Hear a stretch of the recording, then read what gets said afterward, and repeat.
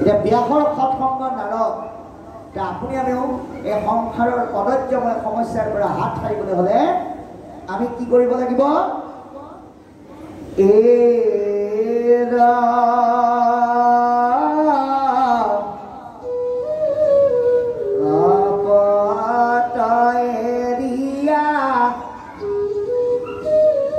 সাধুৰ সংগলয়া সাৱধান কৰি মন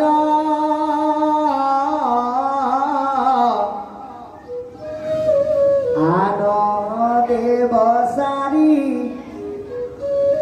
যিটো নৰ নাৰী কৃষ্ণ তলৈলে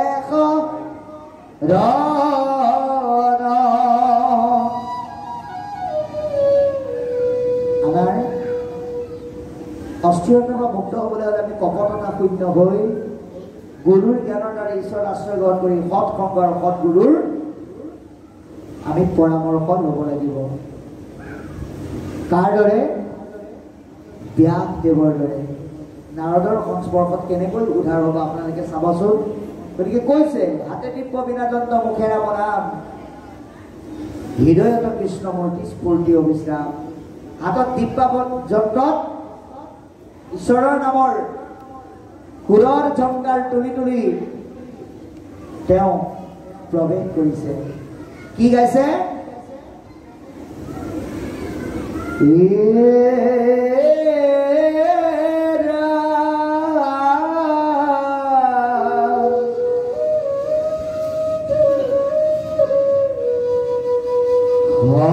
হৰিনাম বিচাৰি খালো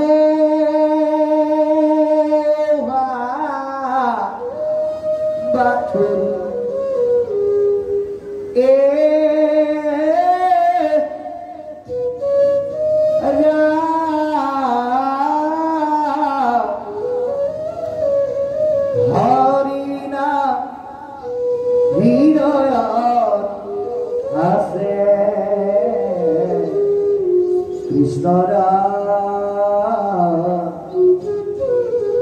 কৃষ্ণৰা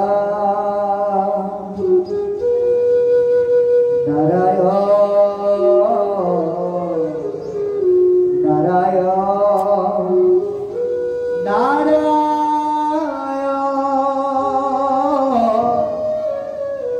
নাৰায়ণ এনেধৰণে দিব্য বিনা যন্ত্ৰত ঈশ্বৰৰ নামৰ সুৰৰ ঝংকাৰ তুলি তুলি তেওঁ গৰুড়িকাশ্ৰমত প্ৰৱেশ কৰিছে আৰু নাম মুখেৰে কোৱাই নহয় আমি কেৱল নাম গালেই নহ'ব দুটা কাম সমানে হ'ব লাগিব অ ভাই মুখে বোলা ৰাম হৃদয়ে ধৰা ৰূপ মুখেৰে নাম গাই যেতিয়ালৈকে ৰূপটো হৃদয়ে ধাৰণ কৰিব নোৱাৰিব তেতিয়ালৈকে মুক্তিৰ পথটো সুগম নহ'ব এতেকেহে মুক্তি পাইবা কহিলো স্বৰূপ কিন্তু মুখেৰে নাম গাই হৃদয়ত ঈশ্বৰৰ ৰূপটো আহিবলৈ হ'লে আপুনি নামটো কেতিয়া ল'ব লাগিব আমাৰ মহাপুৰুষে কৈছে সুখে দুখে মুখে জুনু চাৰা ৰাম নাম সকলো সময়তে ঈশ্বৰৰ নাম ল'ব লাগিব কেৱল দুখত ল'লেই নহ'ব আমি কি কৰিছোঁ আমাৰ যদি এখন গাড়ীৰ ঠাইত দুখন হ'ল তিনিখন বাইক হ'ল চাৰিটা বিল্ডিং হ'ল তেতিয়া কি বুলি কৈছোঁ এই ৰঙা গাড়ীখন সৰুটোৰ নীলাখন মাজুটোৰ আৰু এই বাইক দুখন আকৌ ডাঙৰটোৱে একেলগে কিনিছে নিজৰ ল'ৰাকেইটাৰ কাৰণে আৰু মোৰ চাৰিটা ল'ৰাৰ চাৰিটা বিল্ডিং আছে আকৌ আমাৰ মাক বাপেকক থাকিবলৈ এটা বনাই দিছে তেতিয়া কি বুলি কওঁ মোৰ আৰু মোৰ ল'ৰাটোৰ বুলি ক'লোঁ দুৰ্ঘটনাক্ৰমে যদি ভগৱানে নকৰক এই গাড়ীখন গৈ এক্সিডেণ্ট কৰিলে তেতিয়া আকৌ কি বুলি ক'লোঁ বোলে ঈশ্বৰৰহে গাড়ী শুনিয়ালে আপুনি বদনামটো দিলে ঈশ্বৰক তেনেকৈ হ'লে নহ'ব সকলো সময়ত ঈশ্বৰক উপলব্ধি কৰিব পাৰিব লাগিব গতিকে তেতিয়াহে হৃদয়ত ৰূপটো প্ৰকাশিত হ'ব। কাৰ দৰে? নাৰদৰ দৰে। তুলন্ত দন্ত নমঃ হৰিৰ চৰিত্ৰ, তেওঁ দিব্য বিৰাজত হৰিকুঞ্জ লীলা চৰিত্ৰৰ ৰস আৰু ফুলৰ ঝংকাৰ তুলি তুলি প্ৰৱেশ কৰিলে। নাৰদকো দেখি ব্যাসৰ দেখি সচকিত, আৰু নাৰদক দেখাৰ লগে লগে ব্যাসদেৱ সচকিত হৈ গ'ল।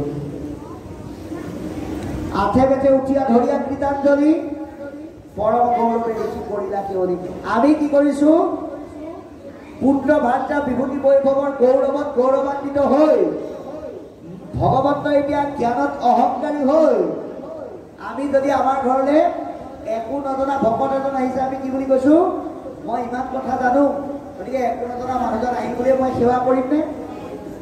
এই বুলি আমি ভিতৰতে সোমাই গৈছো। কিন্তু আজি ব্যাসদেৱ 24 অৱতাৰৰ অন্যতম অৱতাৰ মহাপণ্ডিত হৈও কিন্তু নাৰদক সেৱা কৰিছে, হাতযোৰ কৰিছে। গতিকে আপুনি যিমানেই গুণী জ্ঞানী বুদ্ধিয়ক নহওক কিয়, ঘৰলৈ অহা ভকতক যদি আপুনি সেৱা এটা কৰাৰ মনোবৃত্তি নাথাকে, আপুনি কোৱা কথাখিনিৰো কিন্তু মূল্য নাই। গতিকে দিলন্ত আসন আনি বহিবাৰ তৰে, খুব সুন্দৰকৈ আসন আনি বহিবলৈ দিছে। বাদ্য অৰ্ঘে গন্ধে ধূপে পুজিলা সাদৰে। আজি যেনেকৈ টিপালু বাগদানা তথা এই অনুষ্ঠানৰ উদ্যোক্তা মণ্ডলীয়ে ভকতসকলক আদৰি আনি সুন্দৰকৈ সেৱা শুশ্ৰূষা কৰি উপযুক্ত আসনত বহুৱাইছে, এইটো কেৱল আমি আনুষ্ঠানিকতাত বৰ্তাই ৰাখিলে নহ'ব। আমি আমাৰ নিজৰ ঘৰত এই কৰ্ম ব্যৱহাৰিক জীৱনত প্ৰয়োগ কৰিব লাগিব। এই আদৰ্শ আজি আমাক দিছে। গতিকে কৈছে, প্ৰণিপাতে পুচিলা কুশল আগমন। আমি বহুত দিনৰ মূৰত যেতিয়া এজন চিনাকি মানুহক লগ পাওঁ, আমি কালি বিশ্বনাথৰ পৰা আহি আমি হেমন্ত বাগদনাকে প্ৰমুখ কৰি ইয়াৰ চিনাকি সাধুসকলক লগ পাইছোঁ। তেখেতসকলেও আমাৰ ভাল বেয়া খবৰ লৈছে, আমিও ইটো সিটো খবৰ ল'বলৈ যত্ন কৰিছোঁ। ঠিক তেনেকৈ ব্যাসদেৱেও নাৰদেও ব্যাসৰ মনৰ খবৰ ল'বলৈ যত্ন কৰিছে। আৰু এই মনৰ খবৰ লওঁতে নাৰদ যিহেতু এজন টেঙৰ ব্যক্তি, ৰসত চতুৰ্জনে মনৰ মাজত কি চলি আছে মুখখন দেখিলেই গম পাই যায়। গতিকে নাৰদে ব্যাসক এতিয়া কৈছে, হাহিয়াবো লন্তৰিষি কহিউবি তাত ইবাহেতু নহিকেতু মাৰচিত শান্ত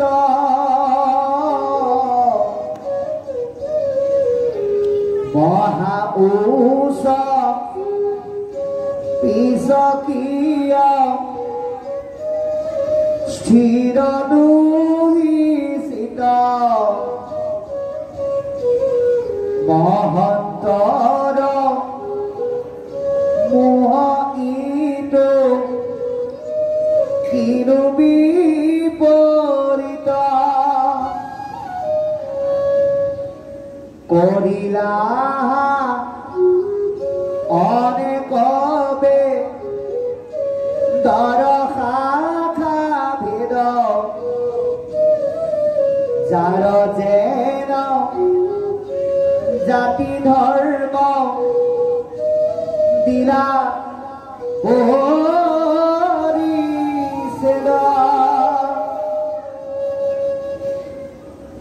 কৰিলা ভাৰত পুৰাণয় স্থানক জগত ব্যাপিল তোমাৰ ইটো জগ হে ৰাম ব্ৰহ্মকুশাই খাত তুমি পৰা সমাধিত তথাপিতো মাৰকেনে অসন্তুষ্ট চিত কহিউক ঋষি ভূত ইহাৰ কাৰণ শুনি প্ৰণী পাতে ব্যাসে বলিল বচন হও যদি আমি বেদ শাস্ত্ৰত পাৰ্গত কৰুণীতে ঈশ্বৰয়ৰ পৰাকৰ্ম যত মহাজ্ঞান পূৰ্ণয়ামি জগতে প্ৰখ্যাত ভুক্ত সমাধিতে ব্ৰহ্ম আপনি সাক্ষাৎ তথাপি নুগুছে মোৰ মনে অসন্তোষ নাপাওঁ বিমধি শিকিবা কৰি আছো দোষ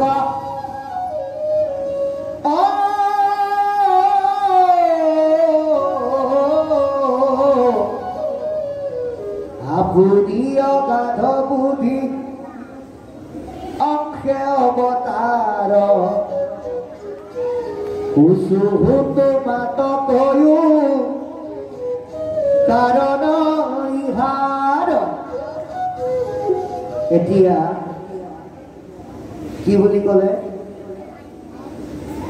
আমি কৈছো যে এজন ব্যক্তিৰ মনত কি চলি আছে টেঙৰ মানুহজনে মুখখন দেখিলেই গম পায় সেইকাৰণে আমি কেতিয়াবা কথা পাতোতে কওঁ নে নকওঁ সি যে আমাৰ ঘৰলৈ আহিছিলে এইটো উদ্দেশ্যলৈ তাৰ মুখখন দেখোঁতেই গম পাইছোঁ সি যে আমাৰ ঘৰলৈ এটা ভাল খবৰ আহিছে তাৰ হাঁহি মুখীয়া মুখখন দেখিয়েই গম পাইছোঁ এইটো আমি মুখতে গম পাওঁ নাৰদেও ব্যাসৰ মুখখন দেখি গম পাই গ'ল তেওঁ যে কিবা অস্থিৰতাত পৰি আছে গতিকে সুধিছে ঢাকিয়া বুলন্ত ঋষি কহিও বিদান্ত এটা বেছিকে হাঁহি মাৰি কৈছে হে ঋষিবৰ তুমি বিবৰি পেলাই কোৱা কিবা হেতু নহিকে তোমাৰ ৰচিত শান্ত তোমাৰ মনত কিয় শান্তি নাই তুমি কিয় অশান্ত হৈ আছা মহা উচ্চ পিছ কিয় স্থিৰ ৰহিছি তুমি কেলে উচপিচাই আছা তুমি স্থিতপক্ষ হ'ব পৰা নাই কিয় মহন্তৰ মোহইটো কিনো বিপৰীত অৰ্থাৎ মহন্ত সাধু বৈষ্ণৱ আৰু ভগৱতক কেইটামান বস্তুৱে ক্ৰিয়া নকৰে ভগৱানে নিজে উদ্ভৱক কৈ দিছে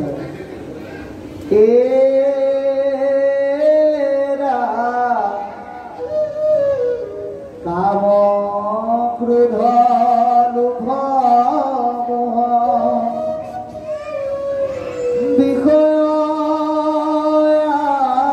বিষয়াক্ৰোশে মোৰ ভকতক নচো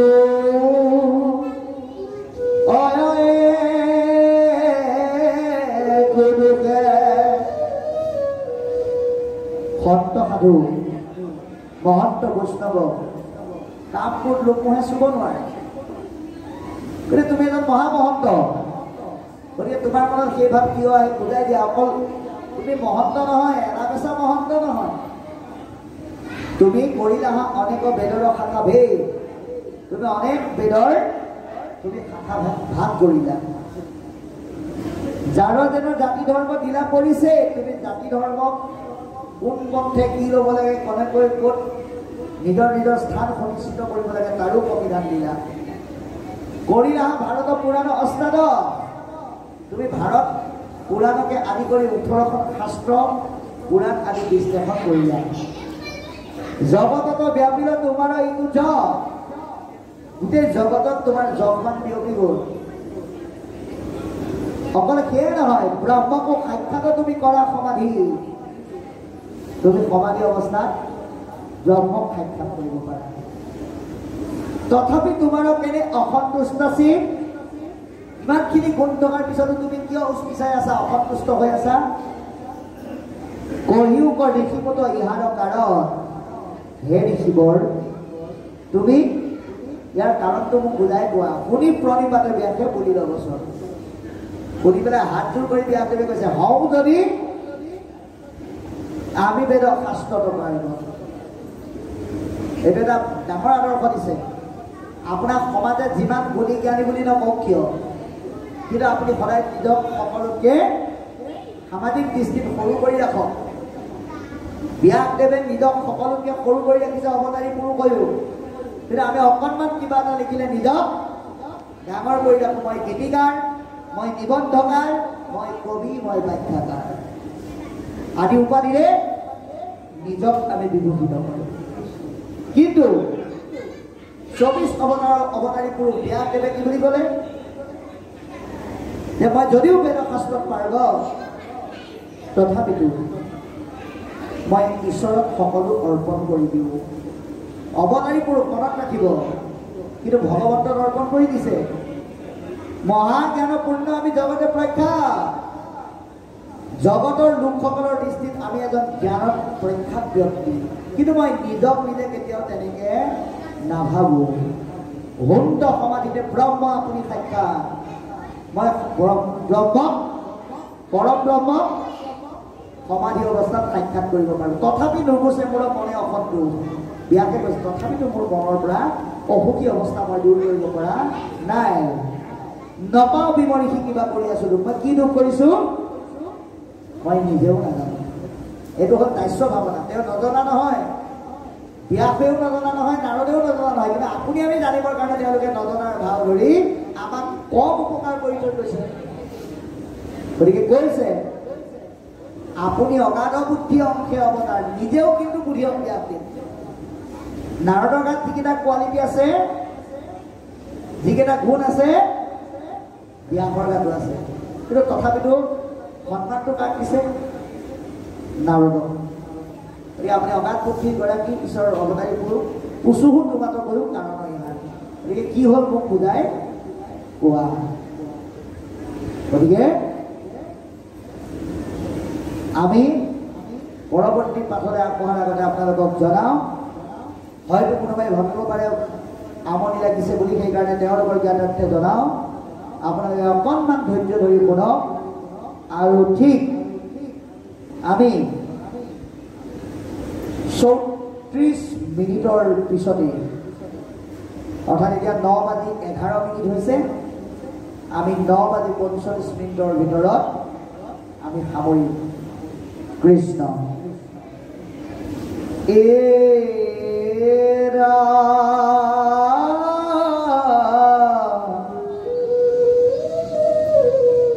নাৰদ বদতি শুনা মহামণি ব্যাস, তুমি কি কৰিলা সবে জগতকে নাৱা,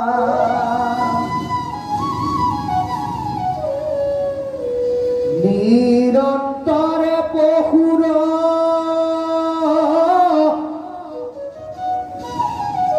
লাইলা তুমি প্ৰাণ,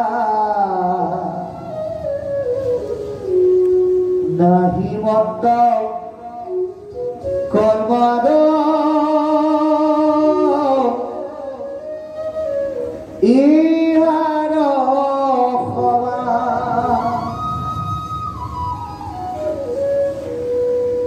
অকস্মাতে লোকক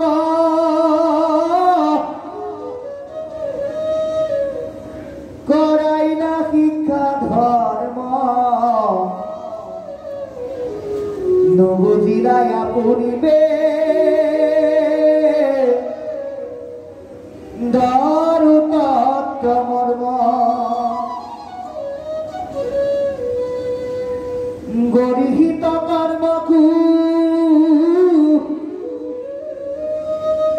কহিলা ধর্ম বলি তোমার শনে লোক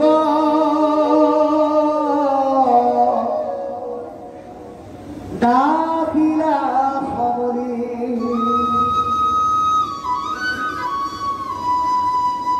স্বভাবে লম্পত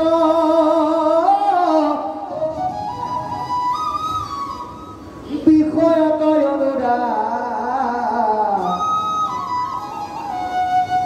স্বর্গ পাইব বলিরকে তাতে হকসা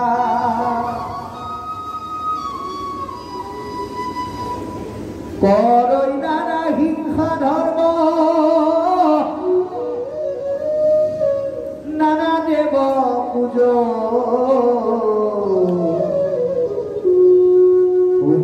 ক্ষয় হইলে দুনাই নরক তমজ যদি জ্ঞানী করে তাক করে নিবারণ আর তার বাক্য নমানে একু জন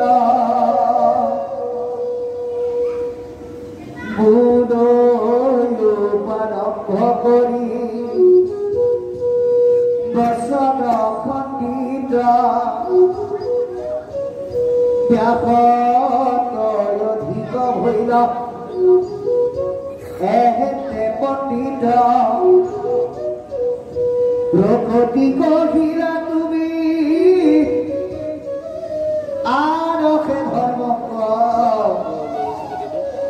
নকইলা প্রখ্যাত করি কৃষ্ণ কীর্তন ভিজিলা তোমাদের কি পরম নাহি পুষ্ট সিদ্ধ তব এই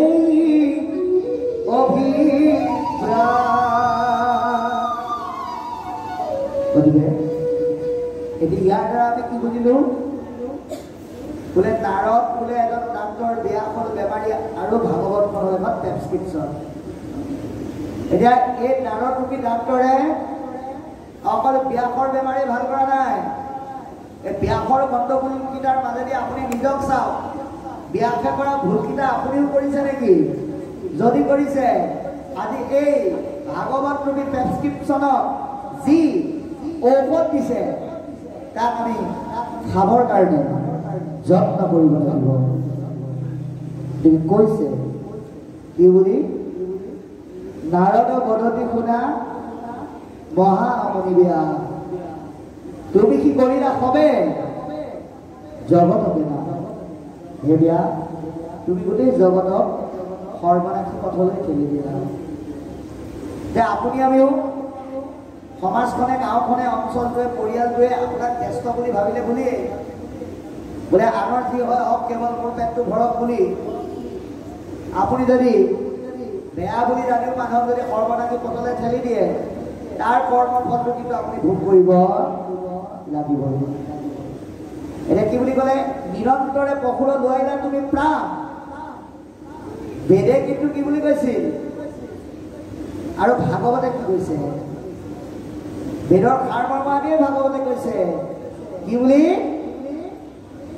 সমস্ত প্ৰাণিত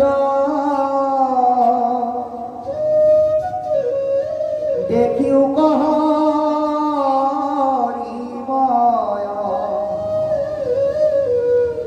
এবে তৰি বাহাইতো সংসাৰ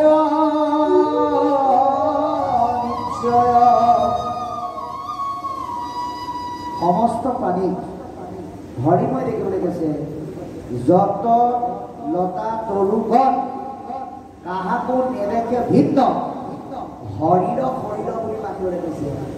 কিন্তু তুমি কি বুলি ক'লা? চব বাদ দিয়া, যিমান কৰা জীৱবিলাক হত্যা কৰা বুলি তুমি লিখি দিলা। এতিয়া ব্যাসদেৱে সেইটো কৰ্ম কৰাৰ কাৰণে তেওঁৰ ভুল হ'ল।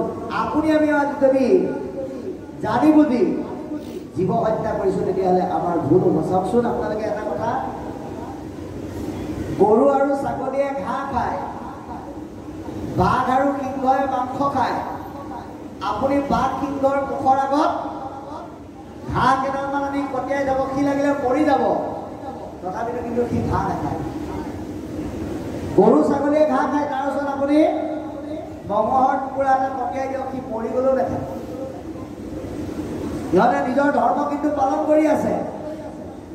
বাঘ সিংহই পালন কৰিছে, গৰু ছাগলীও পালন কৰিছে।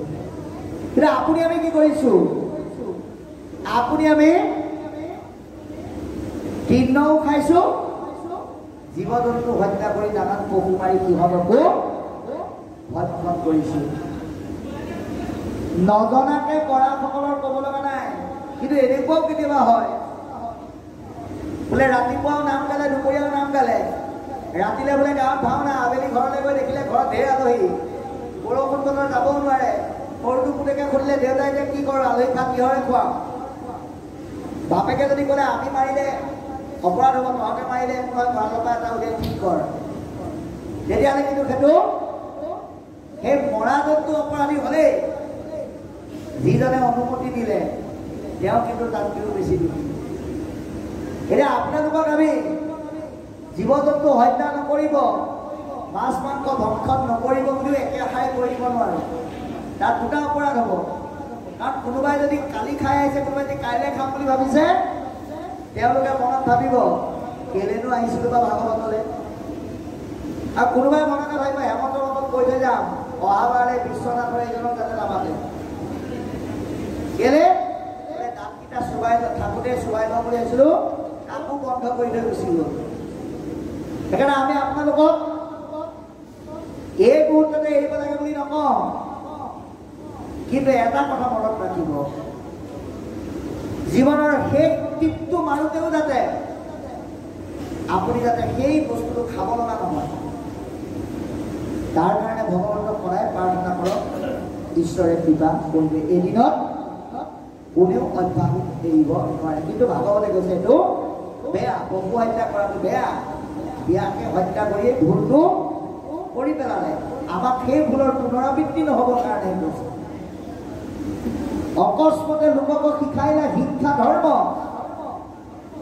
আপুনি যেনিবা ধৰ্ম জ্ঞান দিয়াৰ নামত আপুনি যেনিবা নিজেও ভালকৈ নাজানে, আনৰ পৰা শুনিছে, কিন্তু নিজক আনৰ ওচৰত উচ্চ কৰিবৰ কাৰণে হয় মই নিজে শুনিছোঁ তই সেইটোকে কৰ বুলি যদি ভুলটোকে ভাল বুলি শিকায়, অধৰ্মটোকে যদি ধৰ্ম বুলি শিকায়, সেইটো অপৰাধ বুলি কৈছে, সেইটো শিক্ষা ধৰ্ম হ'ব বুলি কৈছে। গতিকে বেদৰ তত্ত্ব নুবুজাসকলেহে তেনেকুৱা কৰে, পূজাসকলে নকৰে। পৰিহিত কৰ্মটো কহিলে ধৰ্ম বুলি, যিটো পৰিহিত কৰ্ম সেইটো তুমি ধৰ্ম বুলি কৈ দিলা। তোমাৰ বচনে লোক নাখিলা সমুলি। এতিয়া আপোনাৰ গাঁৱৰ মানুহখিনিয়ে আপোনাক ডাঙৰ জ্যেষ্ঠ বুলি মানে উচ্চ বুলি সন্মান কৰে। গতিকে আপুনি যদি এটা ভুল ৰাস্তাটো যদি শুদ্ধ বুলি কয়, আপোনাৰ কথাটো মানিব। আপোনাৰ পৰা 10জন জ্যেষ্ঠ আহি পেলাই কয় এইটো ভুল, কিন্তু নেমানে। আপোনাক যিহেতুকে জ্যেষ্ঠ মানে আপোনাৰ কথাটোকে মানিব। আপুনি শিক্ষাৰ ক্ষেত্ৰত চাওক, অংকৰ সূত্ৰ এটা যেনিবা মাষ্টৰে ভুলকৈয়ে ক'লে, আপুনি মাক বাপেক হিচাপে ল'ৰা ছোৱালীক হাজাৰ কোবাই পেলাই কওক যে ভুল হৈছে, সি কেতিয়াও নামানে। তুমি ক'লে নহ'ব, আমাৰ ছাৰে কৈছে। গতিকে এই ব্যাসদেৱৰ কথা সেইটোকে কৈছে যে তুমি ভুলটো দেখুৱাই দিলা, এতিয়া যিমান ক'লেও পৰিহিত কৰ্মটোকে মানুহে ধৰ্ম বুলি মানি সৰ্বনাশী পথত ভৰি দিব। আৰু তাৰ কাৰণে দায়ী কিন্তু তুমি মনত ৰাখিবা, আমি যাতে যিটো বেয়া কাম তাক ভাল বুলি কৈ সমাজৰ দৃষ্টিত, মানৱৰ দৃষ্টিত, ভগৱানৰ দৃষ্টিত, ঈশ্বৰৰ দৃষ্টিত যাতে আমি দুখী হ'ব লগা নহয় তাৰ কাৰণে আহ্বান জনাইছে স্বভাৱে লম্পট বিষয়ত অনুৰাগ মানুহবিলাক সাধাৰণতে বিষয়াসক্ত যেতিয়া তুমি লিখি দিলা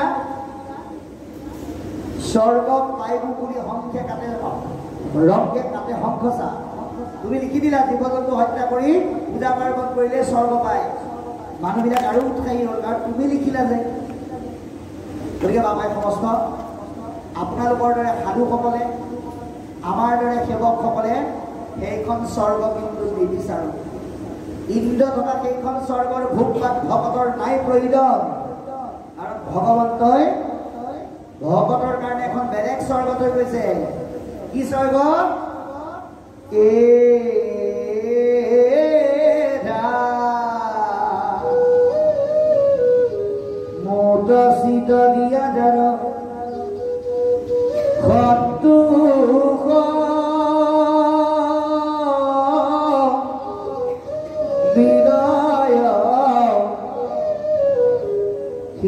স্বৰ্গ সুখ সখী জানিবা নিশ্চয় আজি যে আমি ৰাতিপুৱাৰ পৰা এই মুহূৰ্তলৈকে এই 9:24 আমি বহিলো ইয়াৰ দ্বাৰা যিটো আনন্দ পাইছো যিটো সুখ পাইছো এয়া পৃথিৱীৰ কোনো সুখে আপোনাক আমাক দিব নোৱাৰে সেইকাৰণে কৈছে ইন্দ্ৰই ভোগ কৰা স্বৰ্গলৈ দেৱ দেৱী পূজা কৰি জীৱ জন্তু হত্যা কৰি যাব পাৰিবা সঁচা কিন্তু কি হ'ব কওঁ শুনা তাৰ যোগেদি ধৰ্মৰ বিপৰীতে অধৰ্ম হ'ব অহিংসাৰ বিপৰীতে হিংসা হ'ব আৰু তুমি কৰা কৰ্মৰ বলত তুমি স্বৰ্গত থাকিব পাৰিবা কিন্তু পুণ্য শেষ হ'লে আকৌ নৰকলৈ আহিব লাগিব আপোনাক এটা প্ৰমাণ দিম আপোনালোকে এই ব্যৱহাৰ কৰি থকা মোবাইল ফোনটো 299 এটা যেনিবা ৰিচাৰ্জ কৰিলে আপোনালোকে চালে কিমান দিন যাব বোলে 28 দিন যাব 29 নম্বৰ দিনটোত আপুনি ৰিচাৰ্জ নকৰাকৈ যিমান টিপি থাকক আপোনাৰ ফোনো নাহে মেছেজো নাহে একোৱেই নহয় ঠিক তদ্ৰূপ এই ভাগৱত নোহোৱাৰ আগতে বিয়াকে দেখুওৱা পুণ্যৰ পথটো তেনেকুৱাই পুণ্য শেষ হ'লে আপুনি আকৌ নৰকত কৰিব লাগিবই যিমান চেষ্টা কৰিলেও আপুনি উঠিব নোৱাৰে সেই পুণ্যলৈ আমি চেষ্টা কৰিব নালাগে আমি কি পুণ্যলৈ চেষ্টা কৰিব লাগে আজি ভকতৰ সংগত যি পুণ্য হৈ আছে ইয়াতে যদি আপুনি এটা খোজ দিছে ভগৱন্তই কৈছে মই তোমাৰ এই খোজটোৰ মূল্য কেতিয়াও পৰিশোধ নকৰাকৈ নাথাকোঁ সেইকাৰণে আপুনি কেৱল নামঘৰত সেৱা এটা কৰিব লাগে শৰাই এখন দিব লাগে বন্তি এগছ দিব লাগে বুলি নাহিব সেই কৰ্মখিনিৰ উপৰিও যে আপুনি নামঘৰৰ সৎসংগৰ পৰা আৰু জীৱনৰ কিবা এটা মূল্যৱান শিকিব লগা আছে এই বুলি আপুনি নিজেও আহক আৰু নিজৰ অনুজসকলকো আনিবলৈ যত্ন কৰক এই পুণ্যস্থানলৈ আনিবলৈ যত্ন কৰক কিয় এয়া শ্ৰেষ্ঠ পুণ্য বুলি কৈছে ভগৱন্তই আপুনি যে আজি এই খোজটো দিলে ভগৱন্তই কৈছে মই তোমাৰ ওচৰত আজি ধৰুৱা হৈ গ'লো আৰু ভগৱন্তই কেতিয়াও ভকতৰ ধাৰ নাখায় প্ৰমাণ দি দিলে কেতিয়া যেতিয়া অস্ত্ৰ পৰিচালনা কৰি আছিল গোসাঁই হাতৰ পৰা অকণমান আঙুলি পাতে জ্বলাইছিল মাত্ৰ কিন্তু অস্ত্ৰ মহিষি থকা স্বত্বেও কোনেও নিজৰ গাৰ কাপোৰ ফালি গোসাঁইৰ হাত বান্ধি দিলে দ্ৰৌপদীয়ে ভাবিলে আয়ো দেহি স্বামীৰ ওচৰত কিহৰ লাজ এই বুলি নিজৰ আচলখনৰ অকণমান ফালি গোসাঁইৰ হাতত তৎক্ষণাত বান্ধি দিলে আৰু ভগৱন্তই কৈছে আজি মই তোমাৰ ওচৰত বস্ত্ৰৰ ধাৰ কৰিলোঁ আৰু সেই ধাৰ কেতিয়া মাৰিছে যেতিয়া ৰদত চলা অৱস্থাত দুষাখনে কি কৰিছিল পাছে বীৰ পুৰুৰাজে দ্ৰৌপদীক সভা মাজে বস্ত্ৰ কাঢ়ি ললে কটাহাৰ তুমি বস্ত্ৰ ৰূপ হৈয়া দ্ৰুপদীৰ অঙ্গে লাজ সমুদ্ৰ কইলা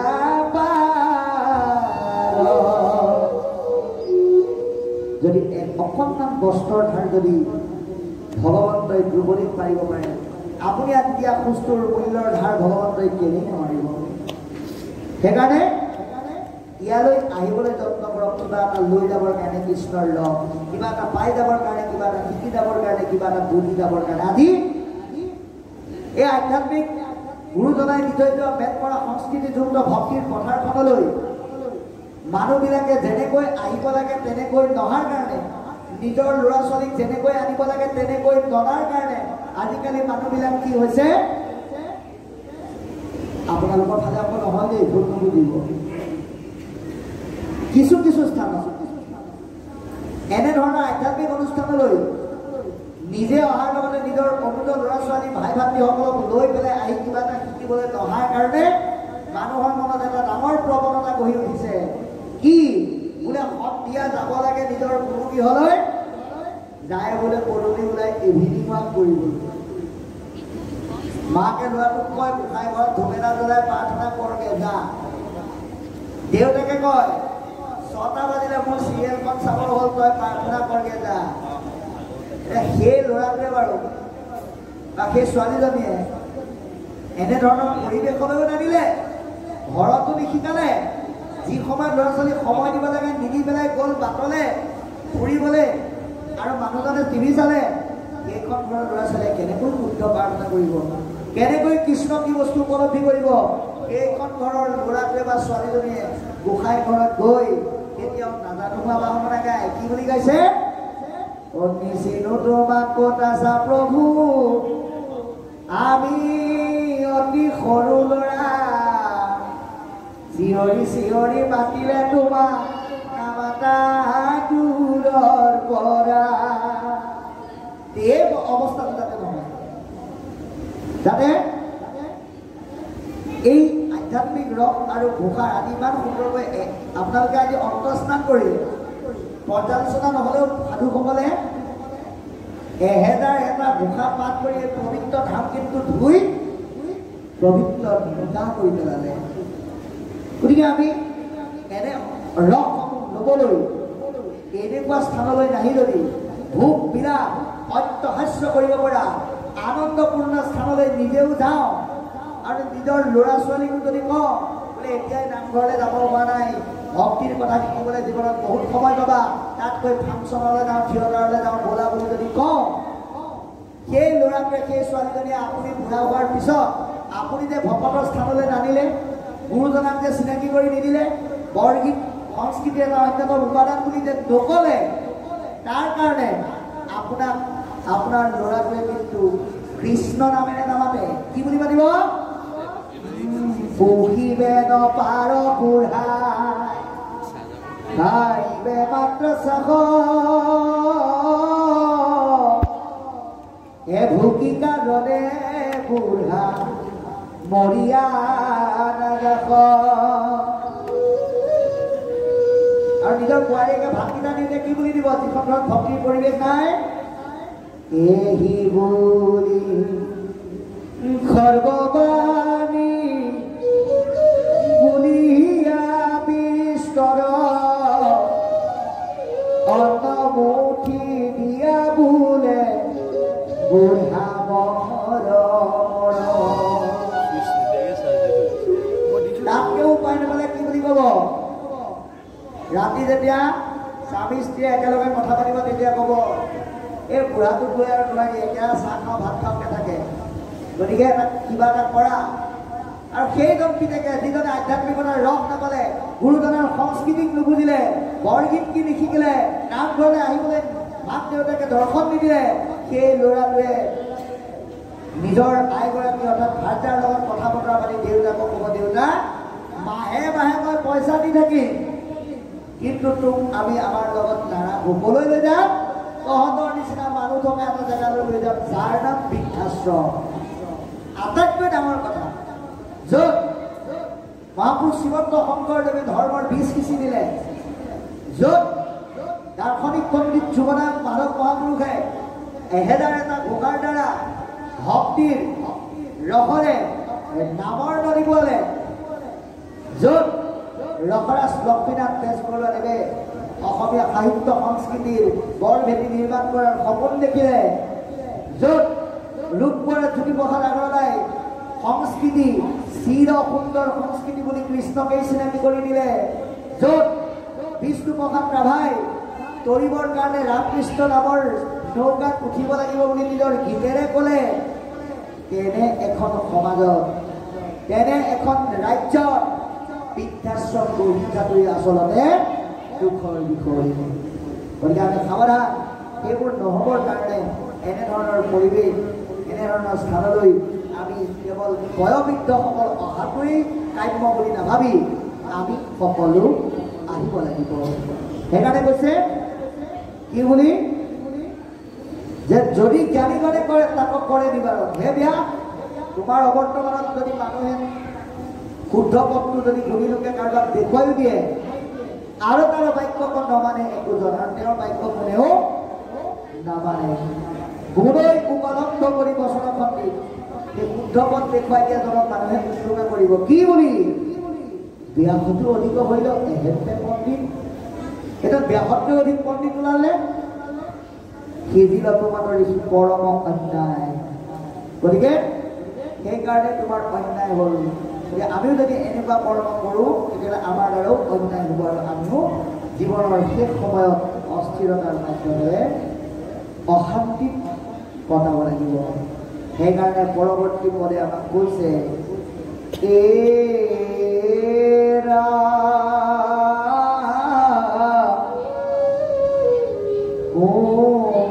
উপদেশে কৰা ভাগৱত শাস্ত্ৰ চাৰুক গোবিন্দৰ গুণ নাম মাত্ৰ শ্ৰৱণ কীৰ্তন মাত্ৰ কৰো কৰি শেষ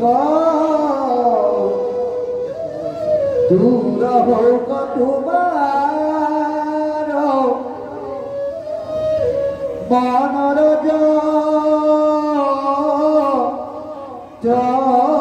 ক্লেশ জৈদপি ভগতি নব বিধ মাধৰ শ্ৰৱণ কীৰ্তন তাতো মহাশ্ৰেষ্ঠতৰ অৰ্চন বন্দন ধ্যান সমস্তকে কৰি যশ কীৰ্তনত তুষ্ট ভক্ত হৰি হে ৰাম ভক্তে যতে গাৱে গুণ নাম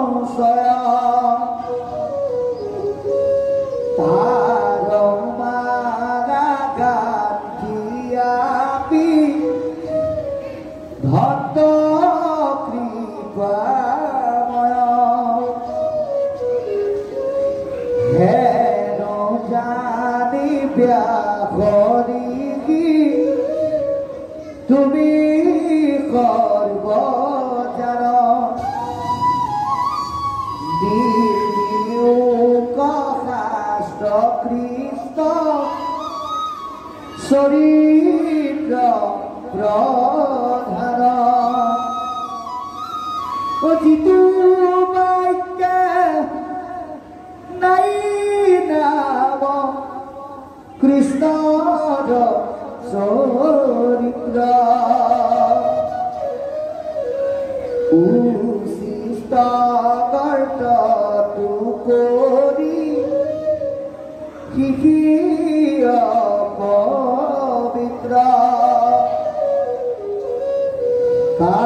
কাকতুল্য কামি মৰুই শৰতা তৰতি ভগত নাইতাত অভিলাষৱতী যিটো বাক্যে আছে গুণ নাম মাধৱৰ কৃষি বাক্যে হৰে পাপ জনসমূহৰ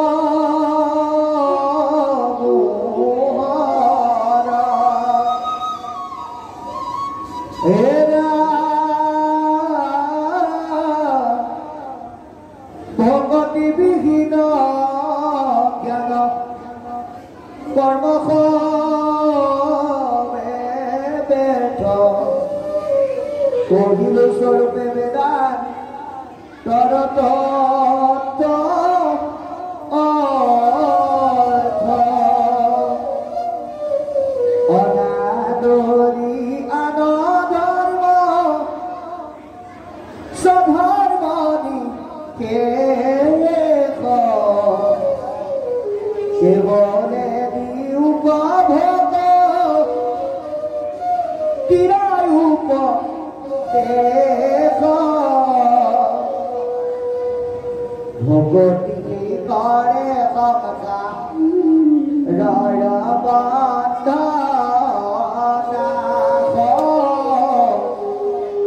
ভগতিৰ প্ৰভাৱ পুনিয়ৰি ব্যাস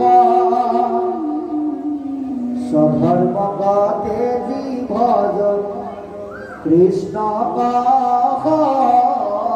প্ৰতি তাত প্ৰেম পূৰ্ণ যেবে নভৈল ভূপতি হইল ভ্ৰষ্ট যদি বা অল্পতে বৈল প্ৰাণ জানা নাহি তথাপি তাহাৰ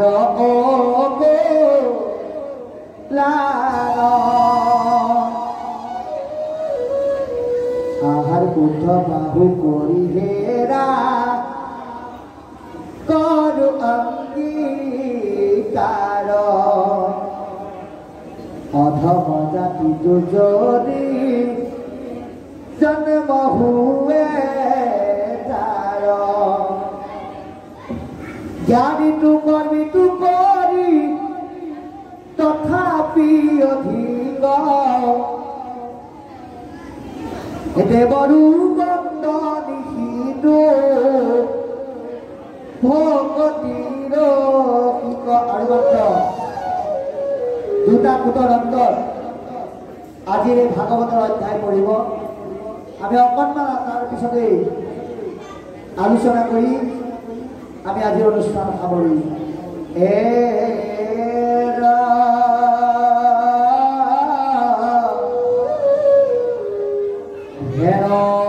জানি মহাবুদ্ধি মন্তজি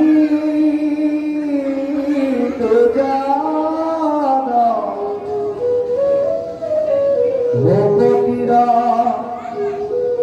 অৰ্থে বাৰ্ত কৰো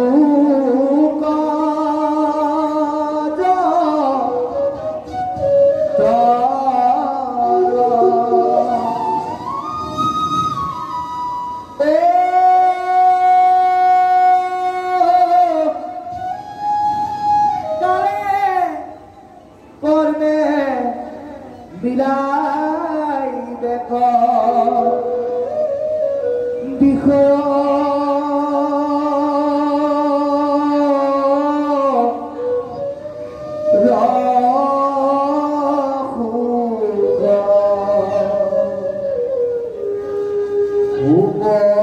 দেখি লোক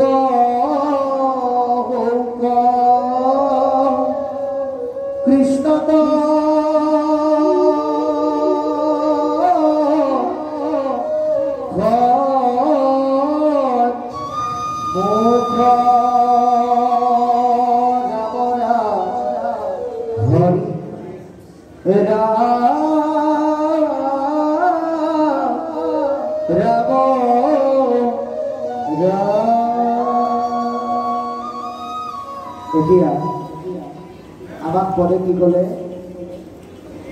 মোৰ উপদেশ কৰা ভাগৱত শাস্ত্ৰ হে বিয়া তুমি মোৰ উপদেশত ভাগৱত শাস্ত্ৰ প্ৰণয়ন কৰা কিয় পচাৰূপ গোবিন্দৰ গুণনাম মাত্ৰ ভাগৱতৰ এই ৩৩৫টা অধ্যায় আছে সৰ্বমুঠ ১২টা স্কন্ধ ৫,৯৬,০০০ শব্দ ১০টা লক্ষণ ইয়াত বিভিন্ন কাহিনী উপকাহিনী থাকিলেও ইয়াৰ মূল দৰ্শনটো কিন্তু ঈশ্বৰৰ নাম যিটো নাৰদে ব্যাপক কৈছে যে তুমি ভাগৱতৰ যোগেদি মানুহে যাতে মূল বস্তু ঈশ্বৰৰ নাম এয়া যাতে উপলব্ধি কৰিব পাৰে মাত্ৰ অৰ্থাৎ কেৱল কৃষ্ণৰ নামে ভাগৱতৰ সাৰময় বস্তু ইয়াত যাতে উপলব্ধি কৰে তাৰ কাৰণে তুমি শাস্ত্ৰ প্ৰণয়ন কৰা গতিকে আমি ভাগৱতলৈ অহা মানে ঈশ্বৰৰ নামলৈ অহা ভাগৱতৰ জ্ঞান লোৱা মানে আমি নামমুখী বা ভক্তিমুখী হোৱা গতিকে কৈছে শ্ৰৱণ কীৰ্তন মাত্ৰ কৰুগতি সেই মানুহে যাতে জীৱনৰ সময়খিনিক সুন্দৰৰ পৰা আনন্দ সুন্দৰ কৰিবৰ কাৰণে ৰস থকা ভাল কথা ঈশ্বৰৰ কথা যাতে শ্ৰৱণ আৰু কীৰ্তন কৰে আৰু তেতিয়াহে বেয়া তোমাৰ মনৰ মলিনতা দূৰ হ'ব আমিও যিমান শ্ৰৱণ কীৰ্তন কৰিম আমাৰ হৃদয়ৰ লেতেৰাবিলাক নাইকিয়া হ'ব যদ্যপি ভকতি নৱবিধ মাধৱৰ যদিও নবিধ ভকতি শ্ৰেষ্ঠ বুলি কৈছে কিন্তু শ্ৰৱণ কীৰ্তনৰ দ্বাৰা অতি শ্ৰেষ্ঠতৰ নবিধ ভকতি কলিকালৰ লোকে পৰিত্যাগ কৰিব নোৱাৰে সেইকাৰণে সহজ লক্ষ্য পথ ভক্তিৰ সহজ উপায় শ্ৰৱণ আৰু কীৰ্তন কাৰণ ভকতে যতেক গাৱে গুণ নামচয় তাৰ বাধা কান্থিয়া পিন্ধন্ত কৃপাময় এই যে আমি এনেকুৱা সমাজত বহি পেলাই যে ঈশ্বৰৰ নাম গাইছোঁ এই নাম শুনি থাকে ভগৱন্তৰ আৰু তেওঁ মালা গাঁঠি বোলে হৃদয়ত পিন্ধে যিটো নেকি নাৰদকো কৈছে নাৰদ বিষ্ণু আসন্ত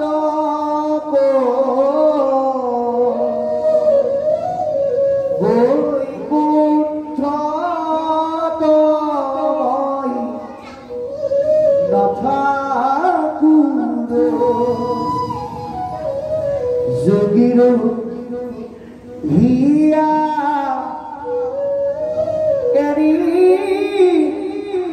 খবদাৰ থাকো বৈষ্ণব কীৰ্তন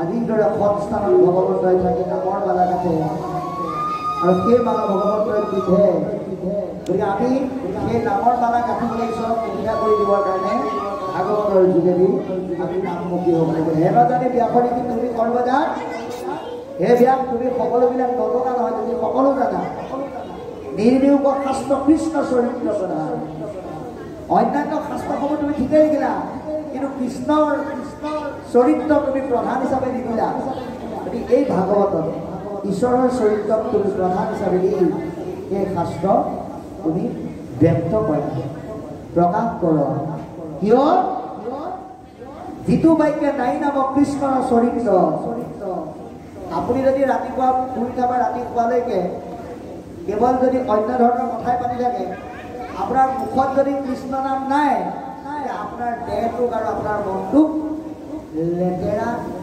উচিষ্ট গৰ্ভৰ লগত তুলনা কৰিছে কেৱল অনুষ্ঠানত আহি কৃষ্ণ নাম বুলি ক'লেই নহ'ব কেৱল খুব ধুনীয়াকৈ সাজ পোছাক পিন্ধি ইয়াত বহি আনুষ্ঠানিকতাত কৃষ্ণৰ নাম লৈ গুচি গৈ যদি আমি পাহৰি গৈ বিষয়ত থাকি অন্য কৰ্ম কৰোঁ তেতিয়াহ'লে কি কৈছে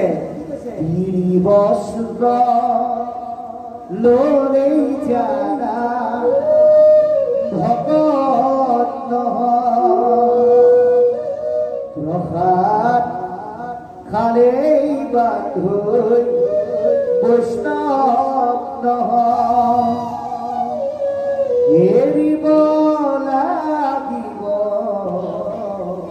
কামনা বাসনা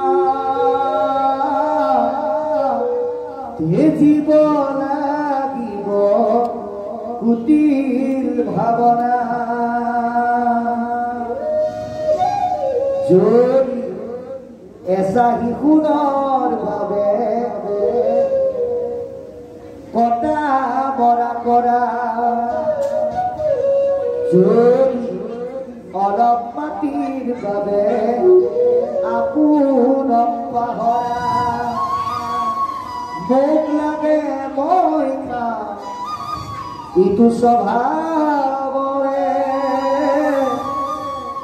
ভগত বুলিবা বাটলৈ কোন সতেৰে ভগত বুলিবা বাটলৈ কোন সতেৰে। গতিকে আমাৰ জীৱনৰ কৰ্মটো কৃষ্ণৰ নাম যদি নাথাকে সেই দেহ মন সেই ভাৱনাৰ গৰাকীজন লেতেৰা গাঁতৰ লগত তুলনা কৰিছে। কাকতিল্য কামি কৰো শৰতাতৰ ৰতি যিসকল কৃষ্ণমুখী চিন্তনত আগ্ৰহান্বিত নহয় তেওঁলোকক এৰাহা বিচাৰি থকা কাউৰীৰ লগত তুলনা কৰিছে। ভকতৰ নাই তাতো অভিলাষৱতী কিন্তু ভকতৰ সেইবিলাকত কোনো আশা নাই।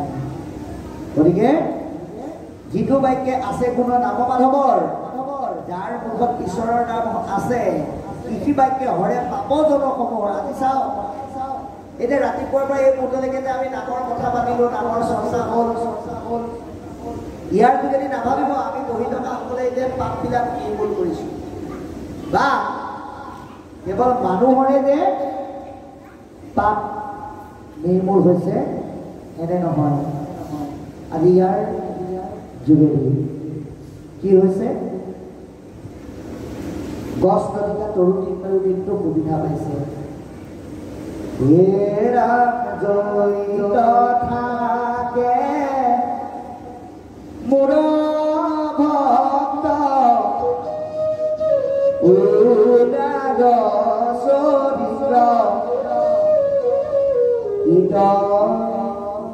পতঙ্গ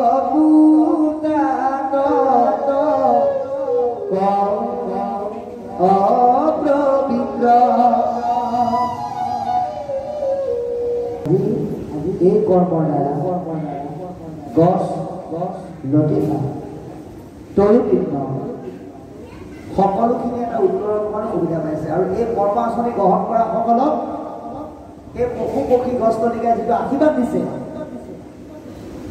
বা আপোনালোক পুণ্যৱন্তসকলে যিটো আশীৰ্বাদ দিছে এয়া কোটি টকাতকৈও মূল্যৱান বুলি কৈছে। গতিকে সুন্দৰকৈ কৈছে কি বুলি যে যিটো বাক্যে ঈশ্বৰৰ নাম আছে সেই নামে সমস্ত পাপ বিনাশ কৰে। ভকতিবিহীন জ্ঞান কৰ্মভাৱে ব্যক্ত। আমি ভকতিবিহীনভাৱে যদি কৰ্ম কৰোঁ কাৰোবাক যদি খাবলৈ দিওঁতে খালে খাবি নাখালে নাই বুলি পেলাই যদি এটা কুৎসিত মন লৈ পেলাই দিওঁ তাত যদি কৃষ্ণ নামৰ ৰস নাথাকে সেই কৰ্ম কেতিয়াও সম্পূৰ্ণ কৰ্ম হ'ব নোৱাৰে। জ্ঞান আমি কাৰোবাৰ পৰা কিবা এটা জ্ঞান আচৰণ কৰিবলৈ যাওঁতে ল'বলৈ যাওঁতে দিবলৈ যাওঁতে আমাৰ ভাৱনাত যদি কৃষ্ণৰ নাম নাথাকে মই বৰ ভাৱ থাকে তেতিয়াহ'লে সেই জ্ঞানৰো মূল্য নাই বুলি কৈছে। গতিকে জ্ঞান কৰ্মক যদি ভক্তিত যদি সংযোগ নকৰোঁ তেতিয়াহ'লে নহ'ব। এই সিদ্ধান্ত আমাক কৰি দিছে। অনাদৰি আনধৰ্ম স্বধৰ্ম নিশি কেৱল দিওঁক ভকতিৰ উপদেশ। আমি ভক্তি ধৰ্ম জ্ঞান দিয়াৰ নামত আনৰ ধৰ্মক কেতিয়াও শিক্ষা কৰিব নালাগে। আমাৰ বহুতে ভাগৱতৰ এটা স্কন্ধৰ ব্যাখ্যা হয় বা কাকো সমালোচনা কৰা নাই, আমি নিজে শ্ৰোতা হিচাপে শুনিছোঁ। কিছু জেগা ভাগৱতৰ স্কন্ধটোৰ আলম লৈ আনে কৰি অহা ধৰ্মক আক্ৰমণ কৰিবলৈ গৈ বা আনুষংগিক কথা ক'বলৈ গৈ পদত নথকা এনেকুৱা কিছুমান বিষয় পাই যায়গে যিয়ে আনৰ মনত কষ্ট দিয়ে। সেইটো আমি কেতিয়াও কৰিব নালাগে। পদৰ পৰা আমি কেতিয়াও পাহৰি হ'ব নালাগে। ভাগৱতৰ এই 596 শব্দত কিমান কথা আছে সেয়া কৈ শেষ কৰিব নোৱাৰে, অকলকৈ শেষ কৰিব নোৱাৰিলে বুলি কৈছে। তাৰপিছত যদি আমি চালে মেৰে কোবাই বাহিৰৰ পৰা বিচাৰি আনি যদি অন্যান্য অৰ্থৰে ইয়াক কওঁ তেতিয়াহ'লে সেয়া অপপ্ৰচাৰ হ'ব।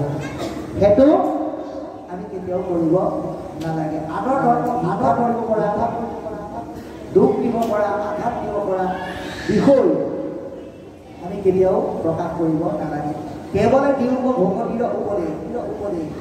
আপুনি যিটো ভাল বস্তু আপুনি আপোনাক ভাল পোৱা লগত খাবলৈ দিয়ক। তেওঁ যদি নাখায় বুলি কয় সেইটো তেওঁৰ কথা, কিন্তু আপুনিও কেতিয়াও ভোক পেলি খুৱাই দিব নালাগে। অৰ্থাৎ আমাক কৈছে যে ভকতিৰ উপদেশ দিয়া, কিন্তু দি পেলাই আনে কৰি অহা কৰ্মত যাতে দুখ আৰু আঘাত নাথাকে তেনেকৈ কেতিয়াও নকবা। ভকতি কি কৰে? সংসাৰৰ বন্ধনা। ভকতিয়ে আমাক সংসাৰৰ বন্ধনৰ পৰা ৰক্ষা কৰে, কৰ্মবন্ধনৰ পৰা মুক্ত কৰি দিয়ে। আমি কৰ্মবন্ধনৰ গাঁঠিত বান্ধ খাই আছিলোঁ। আজি আপোনালোকে ইয়ালৈ আহিলে এটা গাখীৰ পাত ফুল খালে। ভকতিৰ প্ৰভাৱ শুনিও লিখি দিয়া। গতিকে ভকতিৰ প্ৰভাৱটো কওঁ শুনা। কৃষ্ণৰ পৰম ভক্ত, গতিকে কি বুলি কৈছে? চৰৰ ভকত এদি ভজৈ কৃষ্ণক সম্প্ৰতি। যদি কোনোবাই ঈশ্বৰ প্ৰাপ্তিৰ কাৰণে যাত্ৰা কৰোঁতে কাৰোবাক যদি ত্যাগো কৰিব লগা হৈছে, প্ৰমাণ বিদুৰ, বিভীষণ, প্ৰহ্লাদ এওঁলোকে ত্যাগ কৰিছে। ত্যাগত সাধনা আছে। গতিকে আপোনাক যদি কোনোবাই কয় বয়স হোৱা নাই, 60 বছৰৰ পিছত যাবা, এই কথা শুনি পেলাই যদি আপুনি বিচলিত হৈ যায় তেতিয়াহ'লে লোকচানটো নিজৰ। কিন্তু আপুনি স্বজ্ঞানেৰে উপলব্ধি কৰি বিবেকৰ দ্বাৰা পোৱা জ্ঞানৰ দ্বাৰা আনে 10টা কথা কৈ থাকক। আপুনি যদি সেইখিনি বিচলিত নহয়, সেই কোৱা কথাখিনি কোৱা মায়ামুখীসকলক যদি আপুনি অন্তঃকৰণে তেওঁলোকৰ বাক্যখিনিক যদি ত্যাগ কৰিব পাৰে তেতিয়াহ'লে আপোনাৰ কি হ'ব? স্বধৰ্মক তেজীভজে কৃষ্ণৰ সম্প্ৰতি তাত প্ৰেমক দেৱে নভৈল ভকতি। তেওঁ যদি ভক্তি সম্পূৰ্ণও কৰিব নোৱাৰিলে, ভৈল ভ্ৰষ্ট যদি বা অল্পতে কৰিলে প্ৰাণ, তেওঁ যদি এই সংসাৰ এৰি সম্পূৰ্ণ নোহোৱাকৈও যদি যায়, জানা নাহি তথাপি তাহাৰ অকল্যাণ।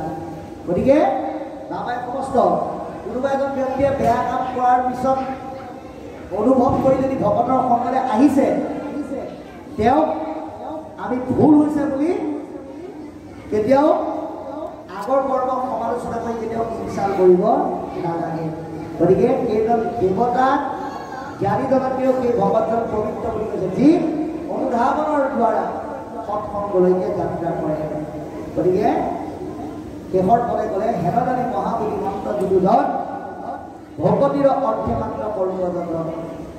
মহাবুদ্ধিৰ গৰাকী ৰক্ষক চতুৰ আপোনালোকৰ দৰে সৎসংগৰ মাজত থকা সকলক পুনৰ ভাগৱতে আহ্বান জনাইছে। অন্য কৰ্ম যত্ন কৰিলেও পাবা, নকৰিলেও পাবা। তোমাৰ ভোক লাগিলে মায়ে ভাত কেনেও দিব, কাৰণ মাতৃয়ে সন্তানৰ মৰ্যাদা বুজি পায়। তোমাৰ বয়স হ'লে তোমাৰ সংসাৰখন বিনিয়োগ কৰি দিব। গতিকে এইবিলাক পাবৰ কাৰণে বেছি কষ্ট কৰিব নালাগে, কিন্তু ভক্তিৰ ৰস তুমি বিচাৰিলেহে পাবা। সেইকাৰণে মহাবুদ্ধিৰ গৰাকী হৈ এই কৰ্মৰ কাৰণে আমাক যত্ন কৰিবলৈ আহ্বান জনাইছে। কাৰণ কালে, কাল মানে সময়, কৰ্ম মানে কাম। কাল আৰু সময় আৰু কৰ্মই বিষয়ৰ সুখবিলাক আপোনাক আমাক আপোনা আপুনি দিব। সেইকাৰণে কৈছে উপদেশী লোক হওক কৃষ্ণৰ সন্মুখ। গতিকে সকলো ভকতক এই ভগৱন্তৰ উপদেশযুক্ত ভক্তিৰ ৰস পাঠ কৰি থকা সকলোকে কৃষ্ণৰ সন্মুখ হ'বলৈ আহ্বান জনালে পৰম কৃপালু বাবাই সমস্ত আমি সন্মানীয় হেমন্ত হাজৰিকা বাপ তথা ইয়াৰ কেইজনমান মহান আত্মাৰ কৃপাত আপোনালোকৰ মাজত আহি অকণমান ঈশ্বৰৰ সেৱা ধৰি দুটামান কথা আদান প্ৰদানৰ মাধ্যমেৰে কৃষ্ণ কথা কেইটামান ভাগৱতৰ পৰা শিকিলোঁ। আৰু এইখিনি কৰিবলৈ যাওঁতে আমাৰ সহস্ৰ অজস্ৰ লক্ষ কোটি ভুল ভাগি হৈছে। আৰু আপোনাৰ সবে নেত্ৰমিনে আমাৰ গত্যন্তৰ নাই আৰু সঁচাকৈ কৈছোঁ কৃপালু আইতা সমস্ত আমাৰ নিজৰ পৰা দিবলৈ একোৱেই নাই ইমানেই একো নাই আপোনালোকক কৈছোঁ এটি দেহ বিচাৰ গীতৰ সৰু কৰিলে ভকতে সাজিলে নামৰে আমাক কৰে লৈ যোৱা বৈকুণ্ঠলে যা আপোনালোকে ভাগৱতৰ যোগেদি নামৰ নৌকা সাজিলে আজি আমাক নিৰ্দেশ দিলে যে তুমি 6:35 পৰা এই 10 বাজিবলৈ 1 মিনিট আছে এতিয়ালৈকে তুমি আমাক বৈকুণ্ঠলৈ লৈ যোৱা বুলি ক'লে বৈকুণ্ঠলৈ লৈ যোৱা আমি সবে যা যা কিন্তু ডাঙৰ কথা আপোনালোকে আমাক কি কৰিলে এই 3 ঘণ্টা সময় ভক্তিৰক নাম দপ্তৰে আপোনালোকে সদা নাওখন আমাক চলাবলৈ দিলে কিন্তু ডাঙৰ কথা আমি হলো নাৱৰীয়া বৈকুণ্ঠ পথৰে কেনেকৈ আপোনালোকক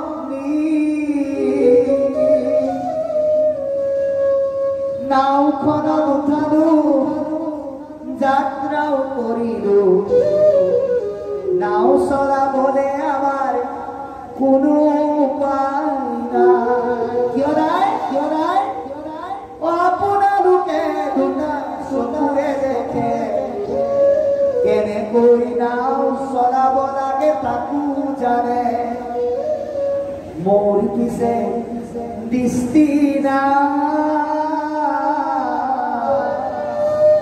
মোৰ পিছে দৃষ্টি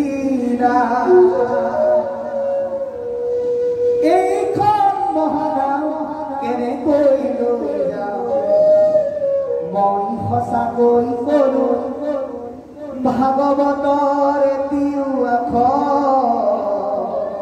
দেখা নাই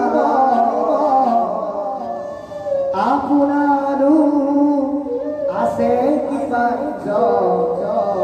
সঁচাকৈ মই দেখা নাই অজানিতে যদি নাও বাই যাওঁতে কথাৰে যদি খালে বাবে পেলাইছো হে মোৰ ভগত জ্ঞানৰ অন্ধ পথৰো অন্ধ বুলি নিষ্গুণে খমিবা সদায় নিষ্গুণে খমিবা সদায়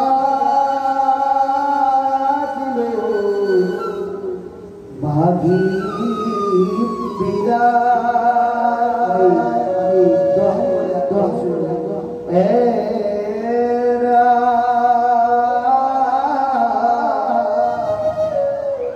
হেন জানি মহাবুদ্ধি মন্ত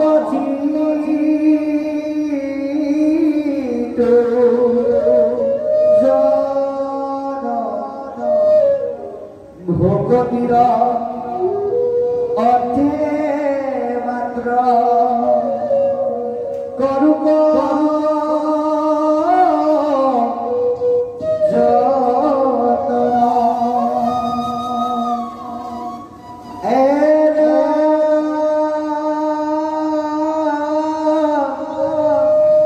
কালে কর্মে মিলাইবে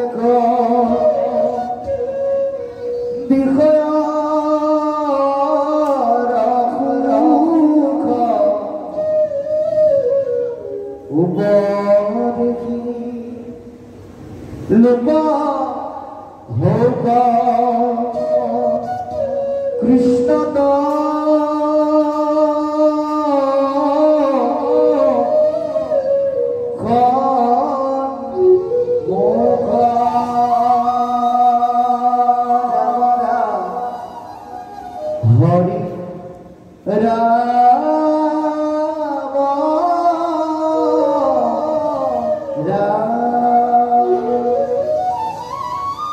জয় রাম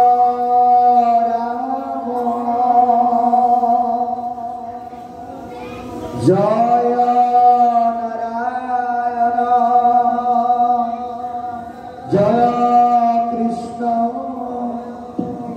জয় জগৎগুরু শ্রীমন্ত শঙ্কর কৃষ্ণ হরি হরি অবরা অপরাধ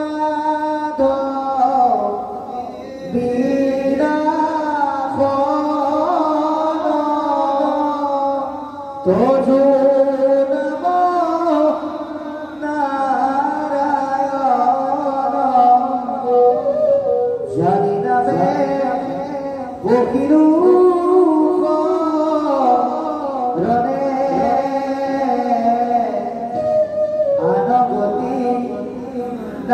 নাহিকে মরণে অপরাধ ক্ষমা করি তুমি দয়া ক্ষীণ হরি মুখ রক্ষা করিও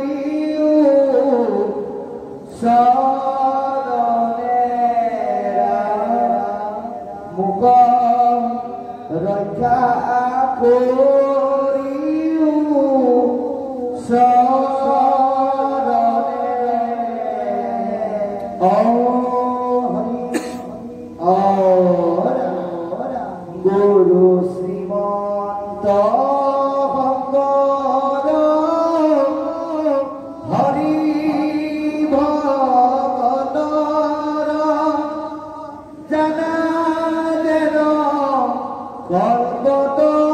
কল্পতরু তাহান্ত বিনায় নাই আমার পরম গুরু তাহান্ত বিনাই নাই